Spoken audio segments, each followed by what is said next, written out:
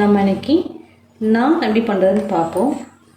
அதுக்கு ஃபஸ்ட்டு நம்ம east activate பண்ணிடுவோம்.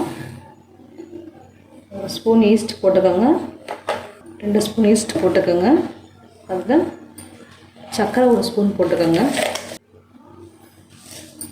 நம்ம தண்ணி ஆட் பண்ணிப்போம்.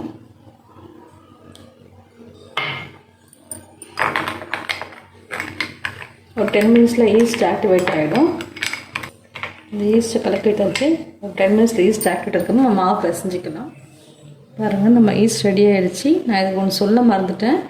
நம்ம கை பொறுக்கிற சூடாக இருக்க சுடுதண்ணியில் போட்டு ஈஸ்ட் ஆக்டிவேட் பண்ணணும். பாருங்கள், ஈஸ்ட் ஆக்டிவேட் ஆகிடுச்சு. நம்மளுக்கு உங்களுக்கு ஈஸ்ட் பிடிக்காதுன்னா அதுக்கு பற்றி பேக்கிங் சோடா 1 ஸ்பூனு, ஒரு 1/4 ஸ்பூன் வந்தது பேக்கிங் பவுட்ரு போட்டுக்கோங்க. 1/4 கப்பில் தயிர் போட்டு ஆட் பண்ணிங்கனாலே போதும். நான் இன்றைக்கி 1/4 கிலோ மாவு எடுத்துருக்கேன், அதனால் 2 ஸ்பூன் போட்டிருக்கேன் ஈஸ்ட்டு. நீங்கள் கொஞ்சமாக எடுத்தீங்கன்னா 1 ஸ்பூன் போதும். சால்ட் ஆட் பண்ணிப்போம்.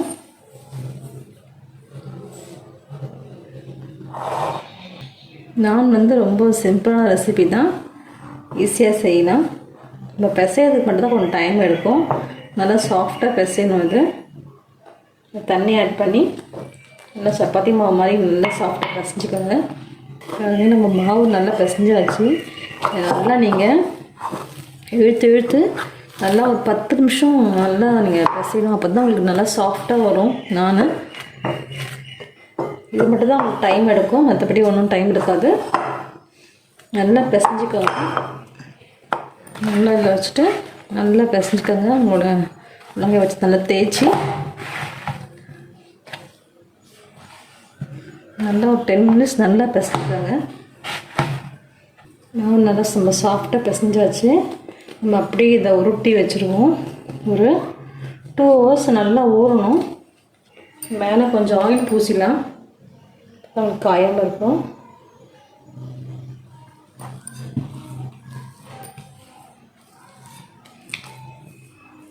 டூ ஹவர்ஸ் ஆகட்டும். நம்ம மூடி வச்சுருவோம். ஹாய் ஃப்ரெண்ட்ஸ், ஊற வச்ச மாவு பாருங்கள் நல்லா உப்பிடுச்சு, நல்லா சாஃப்டாகிடுச்சு மாவு. நம்ம இதை நான் செய்யறதுக்கு ரெடி பண்ணிவிடுவோம். நல்லா டபுளாக வந்துச்சு மாவு.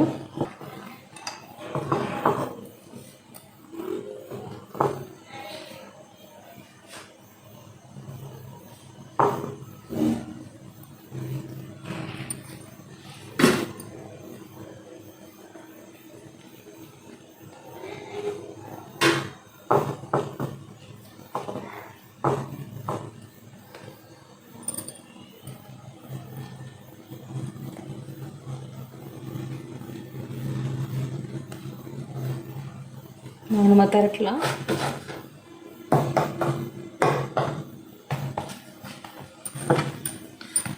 நம்ம நார்மலாக சப்பாத்தி மாதிரி பரட்டாமல் நம்ம என்ன பண்ணுவது, ஓவலாக திரட்டிக்கோங்க. நம்ம ஹோட்டல்லலாம் சாப்பிட்ற மாதிரி.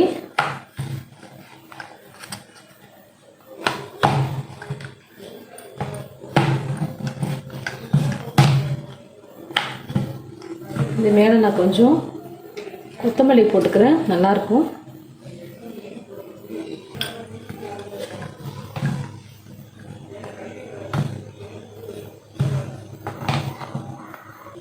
தரட்டியாச்சு.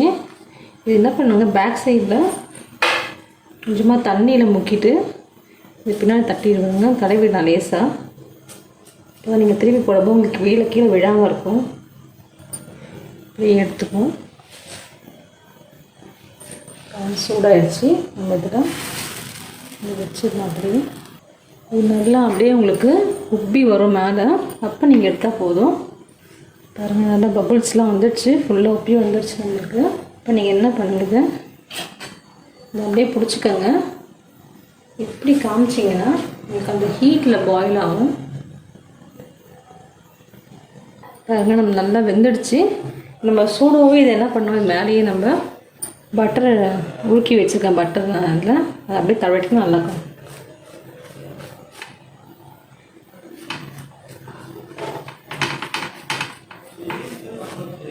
இன்னொன்று உங்களுக்கு பண்ணி காட்டுறேன். நான் திரட்டி வச்சுருக்கோம். இது மேலேயே நம்ம அப்படியே வாட்டர் பின்னாடி தடவிக்கும். அப்படியே போட்டுருவோம். அதெல்லாம்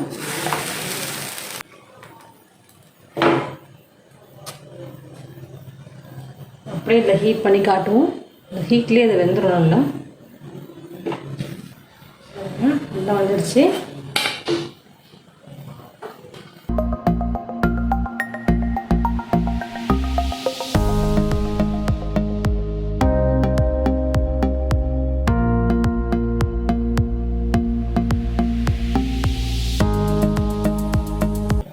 மேலேயே நம்ம பட்டர் தடவிக்கலாம்.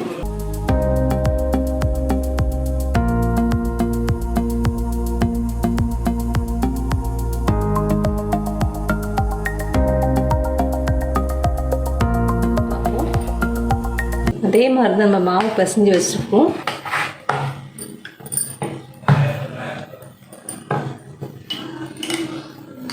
இந்த பூண்டில் வெண்ணெய் ஊற்றி வச்சுருக்கேன். இதை நம்ம அதை மேலே போட்டுருவோம்.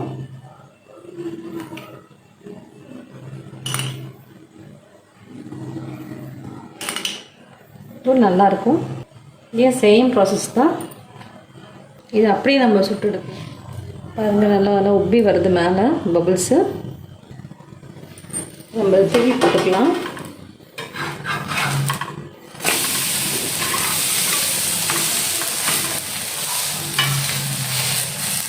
நீங்கள் அதே மாதிரி அடுப்புலையும் காமிச்சிக்கலாம். நான் உங்களுக்கு இந்த மாதிரி திருப்பி போட்டு காமிக்கிறேன். நல்லா அந்த பூண்டோடு நல்லா வாசமாக இருக்குது. நல்லா இதுவாகிடுச்சு பாருங்கள். நம்மளுடைய நான் ரெடி ஆகிடுச்சு. நீங்களும் ரெசிபி ட்ரை பண்ணி பாருங்கள். ரொம்ப சிம்பிள். இது கமெண்ட்ஸ் சொல்லுங்கள். தேங்க்யூ.